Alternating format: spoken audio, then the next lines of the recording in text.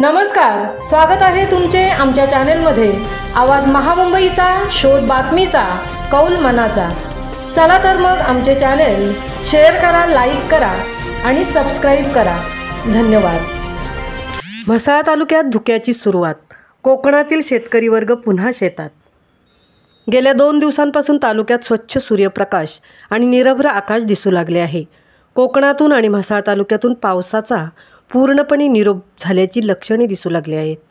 पहाटेच्या सुमारास सर्वत्र हलक्या फुलक्या धुक्याचे प्रमाण वाढू लागले असून थंडीची जाणीव होत आहे।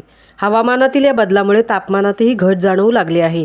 या परिस्थितीमुळे तालुक्यातील शेतकरी व फळ बागायतदार सुखावले आहेत। पावसामुळे खोळंबलेली भातशेतीची कापणी आता गतीने सुरू झाली असून आंबा बागायतीतील मशागतीचीही कामेही वेग घेऊ लागली आहेत। बागायतदार सध्या बागेतील देखभाल, छाटणी, खते व मशागत व्यवस्थापनाच्या कामात गुंतले आहेत।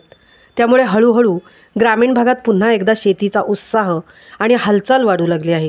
तालुक्यातील पाभरे परिसरातील आंबा बागायतदार फैयाज उके यांनी यावर्षी पाऊस लांबल्यामुळे आणि अति पडल्यामुळे आंबा सीझन उशिरा सुरू होईल असा अंदाज व्यक्त केला आहे। आता पाऊस थांबल्यामुळे नोव्हेंबरनंतर थंडी वाढू लागेल असा अंदाज उके यांनी व्यक्त केला। आवाज महामुंबईचा चॅनेलसाठी संजय खांबेटेंसह तृप्ती भोईर, म्हसळा।